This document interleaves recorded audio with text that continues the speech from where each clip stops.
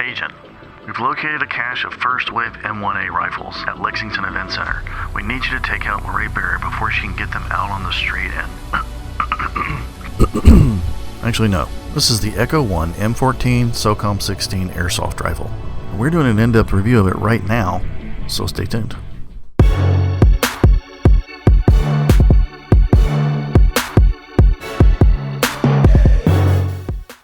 Hey guys, welcome to SaltyOldGamer, where we're on an airsoft journey and we're sharing everything we learn along the way. Today we're reviewing that sweet SOCOM 16, but before we get to that, you may notice something different in the background, and that is that there isn't one. Today we're shooting in front of the new slat wall. It's still a work in progress, but we've got them up, we've got all the guns up. I want to shoot a couple of videos in front of it and see how they turn out. Which brings us to a couple of questions I want to ask you guys, the community, before we get into today's review. One is, do you like videos with the slat wall background, or do you prefer the old green screen backgrounds? We've gotten a lot of positive comments on the green screen backgrounds over the months, but sometimes it's cool to have those guns shown in the background. So tell us what you prefer in the comments below. And number two question is, would you like to see an arsenal walkthrough of all the guns on the wall behind us? Now, our airsoft collection is ever growing. It's still relatively small compared to people who've been doing airsoft for years and years and years and have accumulated tons of guns. But it is ever growing, and let us know in the comments below if you'd like to see us walk through those guns on the wall behind me. So guys, today we're looking at this gun right here. This is the Echo1 M14 SOCOM 16. And we want to give a special thanks to Fox Airsoft for giving us the opportunity to try out this gun and give it a full review.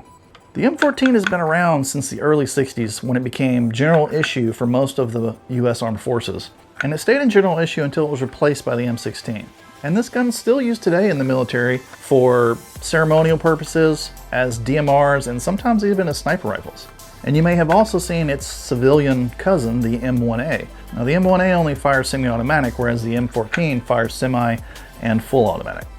And you may recognize this gun from somewhere else too, especially if you recognize that opening music.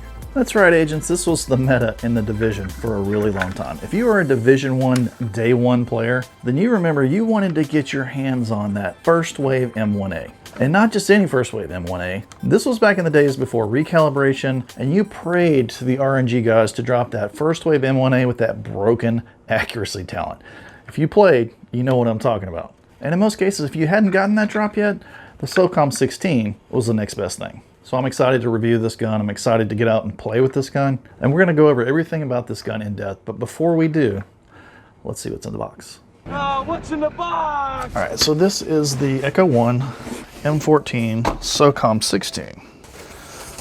And I have actually never owned one of these. I've never even held one of these, so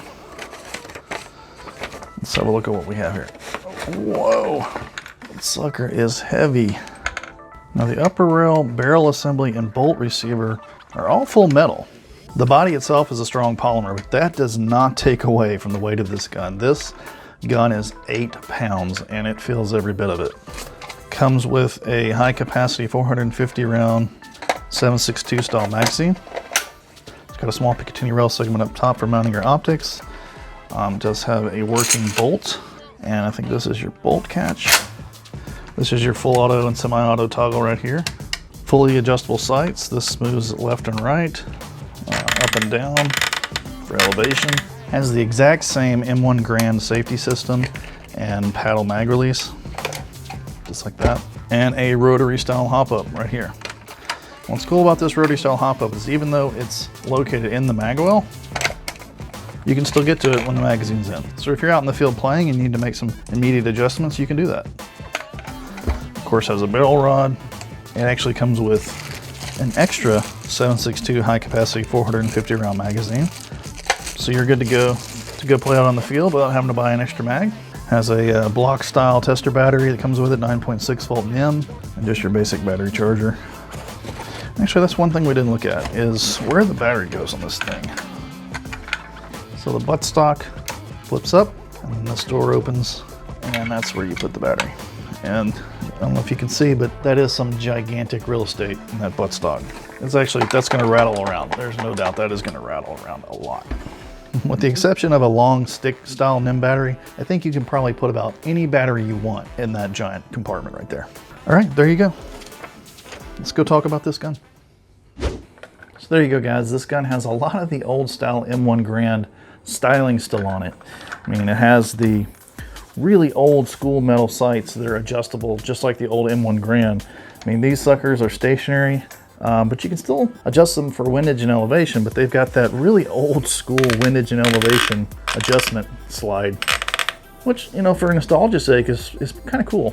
And this is the SOCOM 16 version, and 16 means a 16-inch barrel.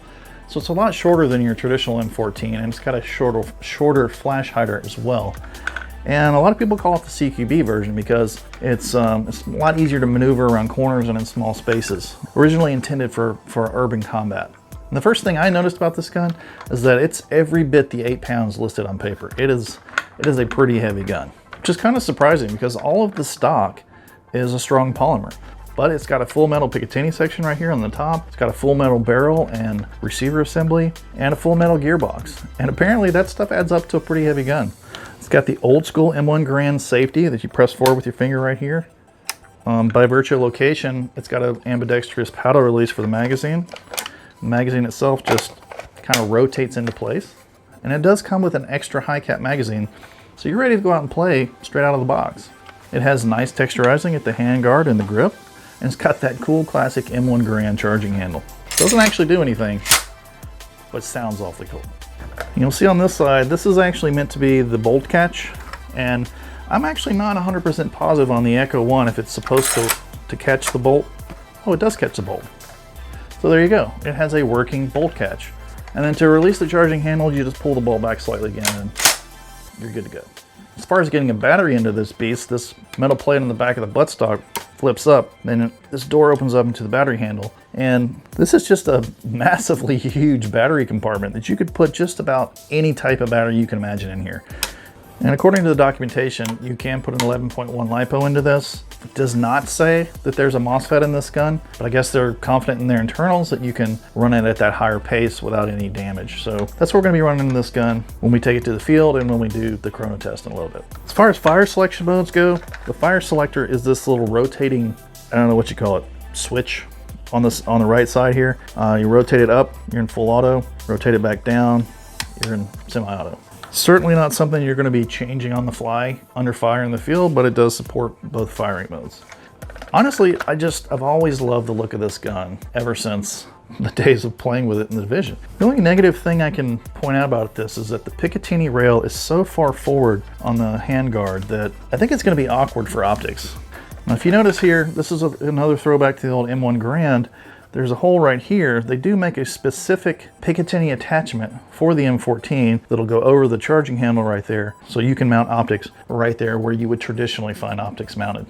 And this gun does have your traditional M14 hop-up, which is inside of the magazine well. You can see it right here. It is a rotary hop-up. It's really easy to adjust. And even though it's in the magazine well,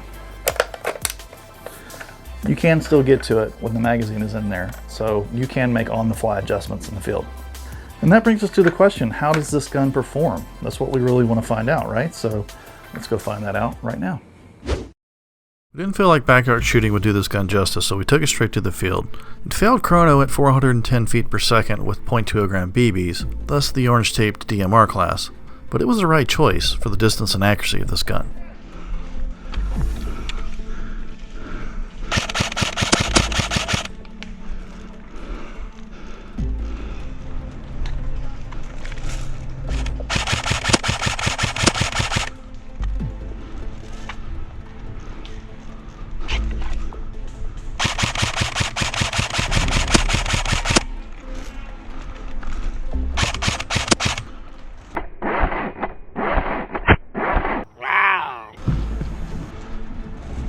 Even though this gun is already very accurate at long ranges, the version 7 gearbox is fully upgradable, so you can make this a DMR to run the field with easy drop-in upgrades.